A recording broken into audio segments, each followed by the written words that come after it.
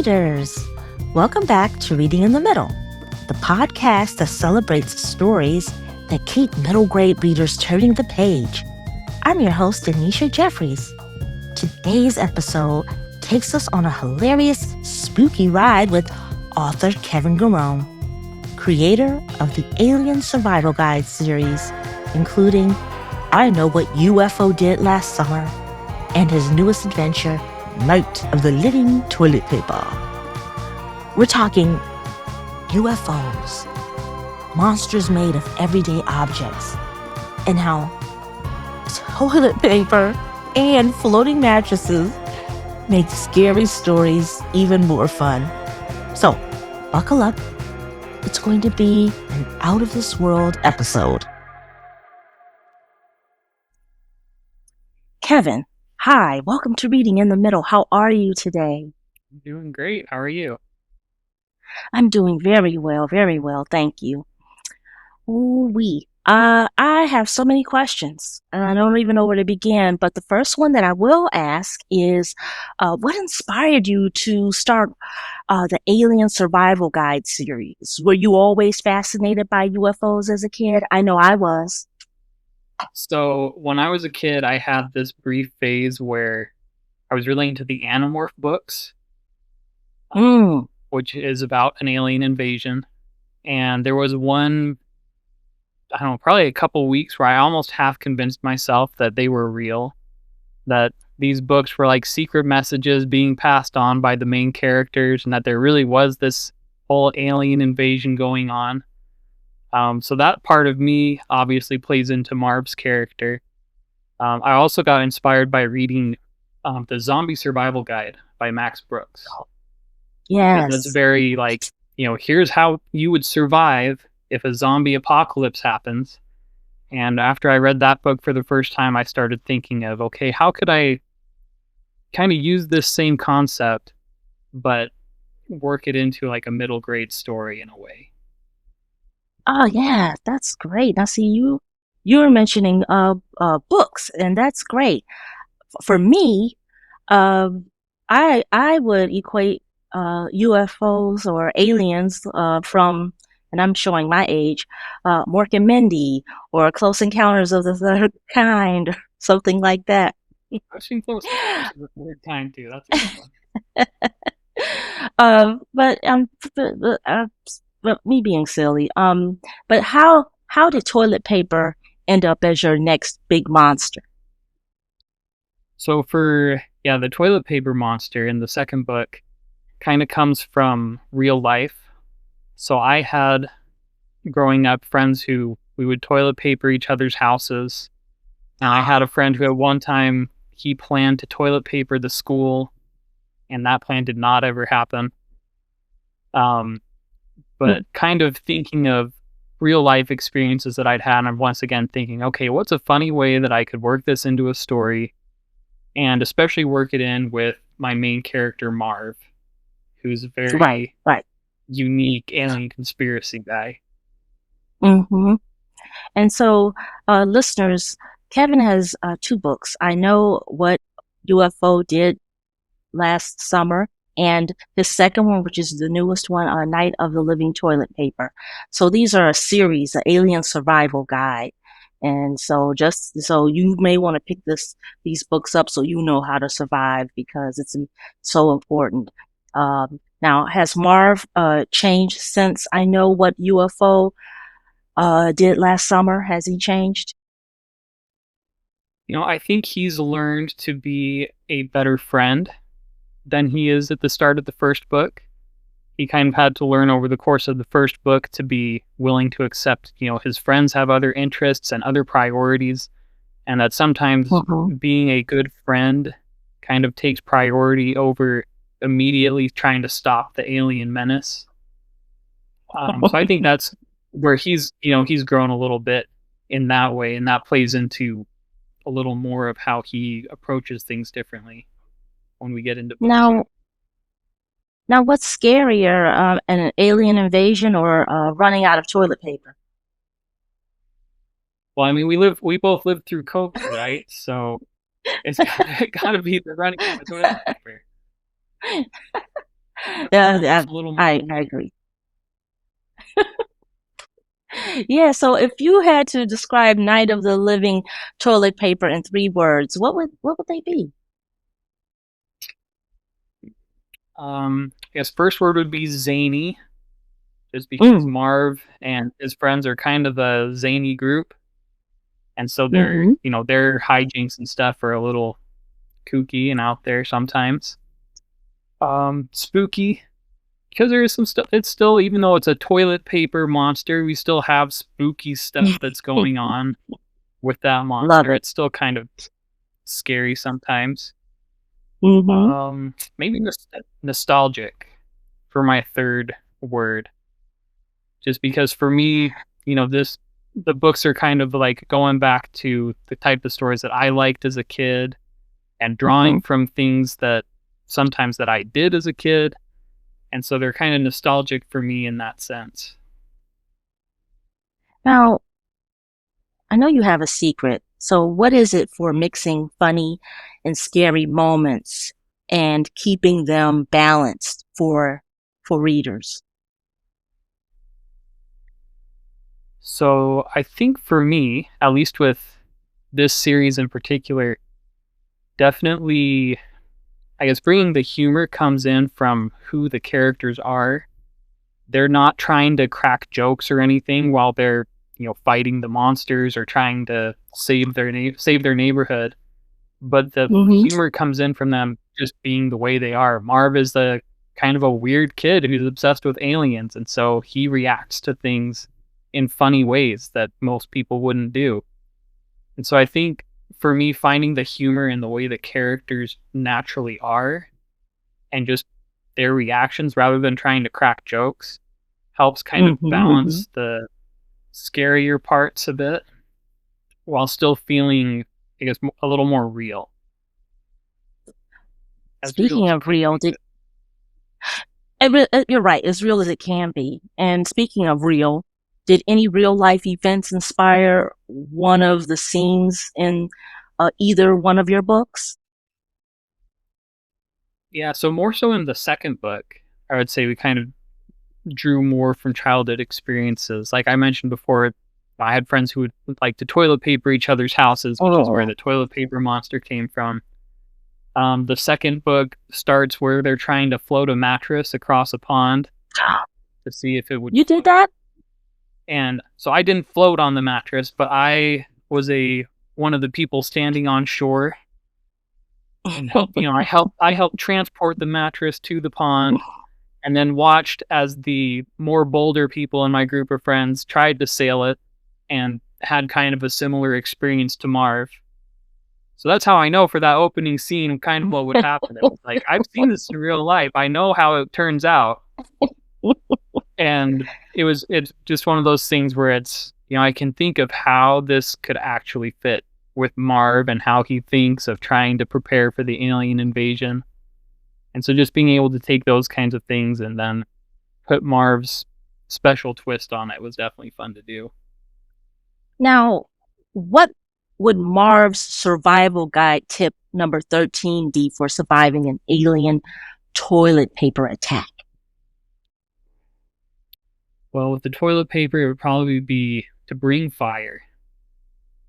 They kind of use fire sometimes in the book.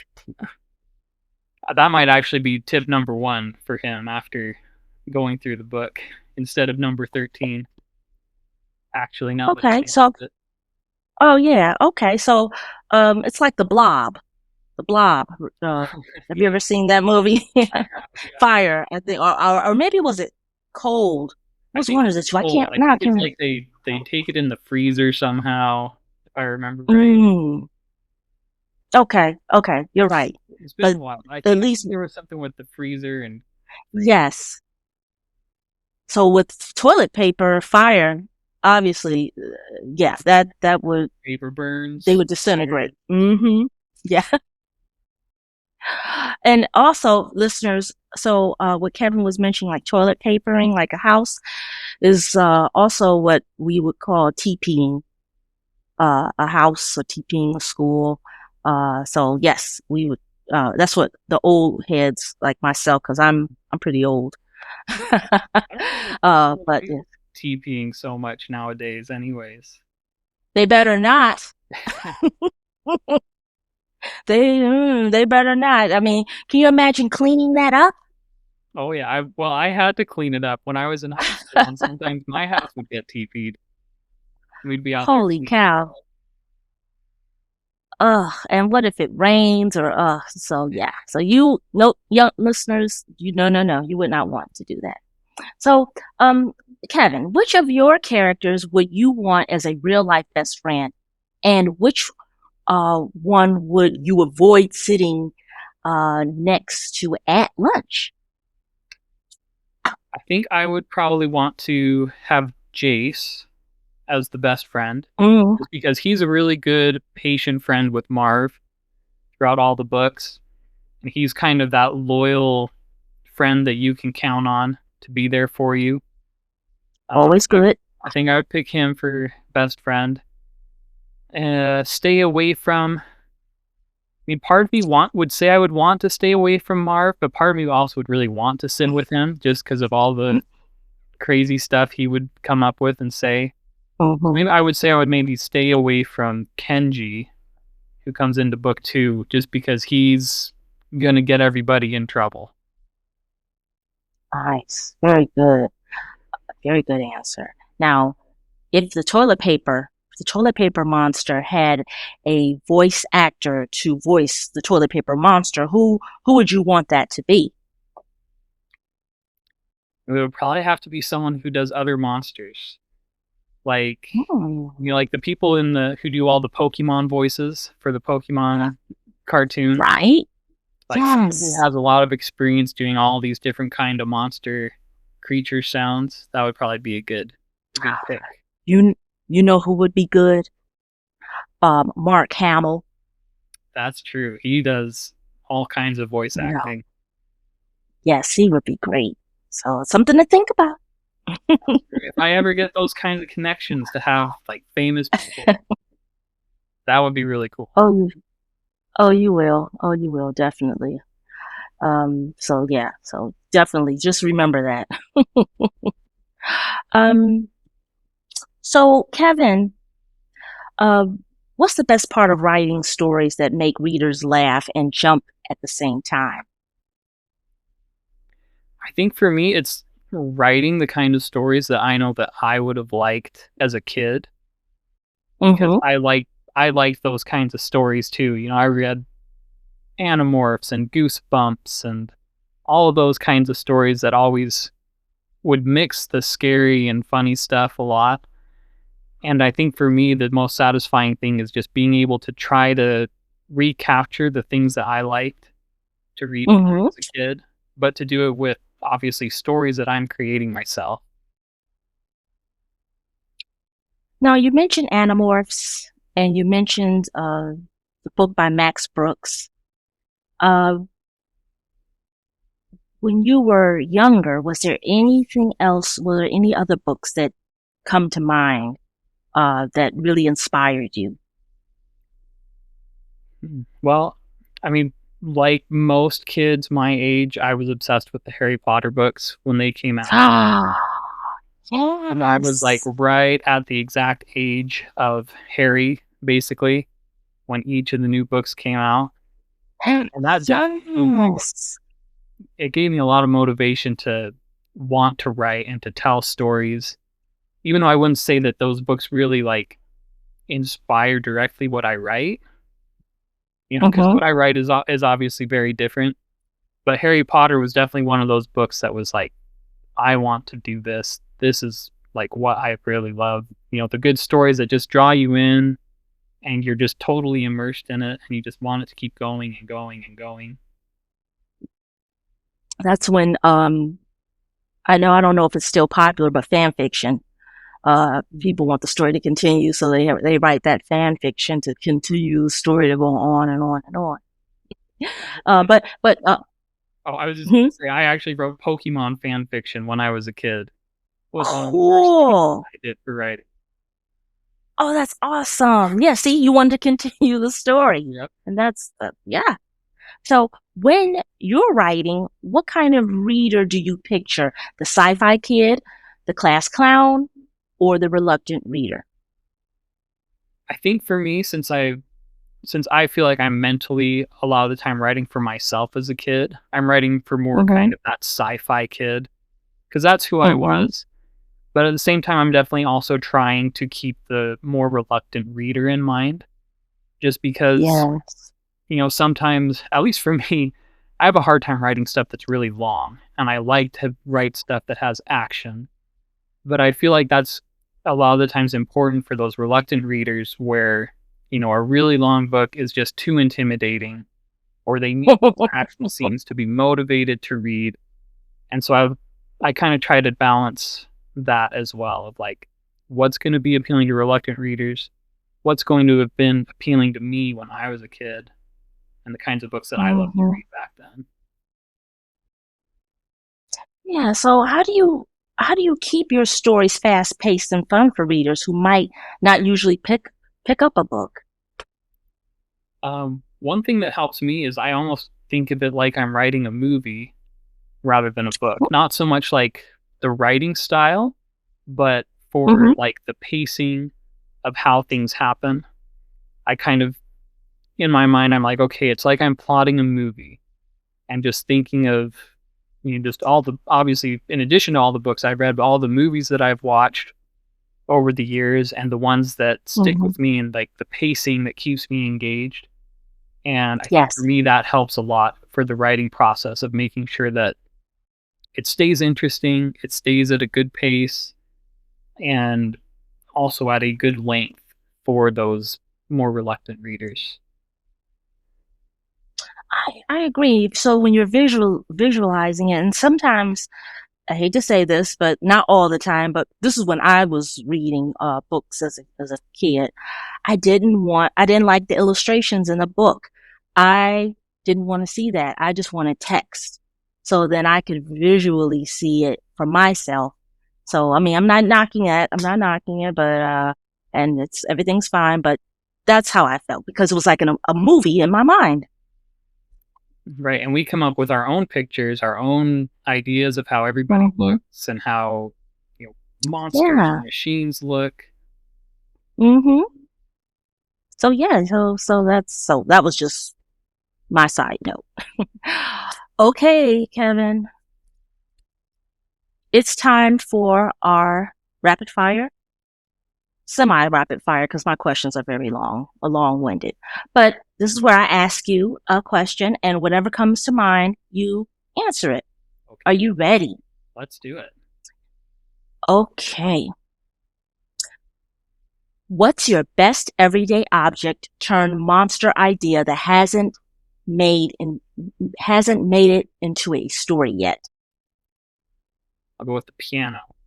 It's because we've always had a piano in our house, like a stand Mm-hmm. up kind of piano. If the lid on Mm-hmm. that opens up and it turns into a mouth, that could be a pretty good monster.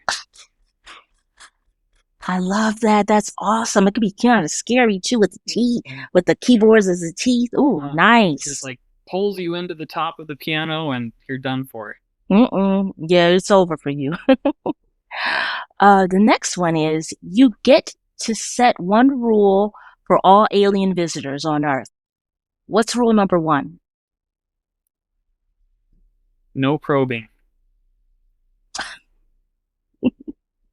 That's one of Marv's. That's a great rule. That's one of Marv's worries at one point. I think in the first. If you could design your own alien gadget, what would it do? I would have to go with a transporter, just because. Oh, So kind of like in the first book, they have a transporter thing. But mm-hmm. I would love to have that in real life, especially with two little kids. Instead of having to do road trips when we're going to visit grandma and grandpa, we just hop in the transporter and we're there. Make life so much That would be easier. so nice. Wouldn't it? Wouldn't it be great just to? It's almost like with Star Trek. I thought we were going to have that. I thought that in the 21st century that we would have that locked up right now. No, we're But still waiting. You're still I would waiting. love Yes. that. Be so much easier. If Night of the Living Toilet Paper had a theme song, what would it be called? Go with, so, do you know the movie Attack the Killer Tomatoes? Yes. The- Ah, yes. So we'll take that song and we'll just make it Attack of the Killer Toilet Paper. I like it. And then have a big old roll of toilet paper just rolling down the street and just rolling. Yes. Yes. I love that. Yes. I love that movie. That's great. Now, what part of writing makes you feel most like a mad scientist? Brainstorming or editing? I'll say most of the time it's brainstorming. But sometimes with my writing, I'll take a really old story idea and then I'm like looking at it, I'm like, okay, what parts can I chop out and put into this new story? What things can I change and put in this new story and make it work with a completely different story? And that's when I'm definitely like the most mad scientist, is like I'm chopping up this old story that has some stuff that I like, has other stuff that I don't like. And I'm like, we're gonna use this all together into a new book, and that gets pretty mad scientist feeling, I'd say. Mwah. Very good. Very good. Kevin, is there a website or a social media platform that our listeners can find you and follow you on? Yeah, you can find me. My website is just kevingarone.com. Garone is spelled Garone. And I'm also on Facebook and Instagram at Kevin Garone Author. Are you also on LinkedIn? I am on LinkedIn, but so Kevin Garone is actually a pen name.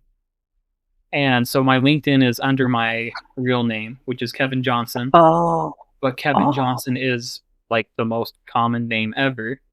So I needed to use a pen name for when I published. I see. Well, that's a cool pen name that you have, because it's like Kevin Smith, right? And you don't want to be confused with Kevin Smith, the director, right?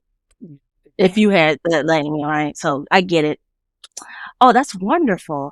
Oh, so Kevin, I want to say this has been a pleasure and so much fun talking about your books.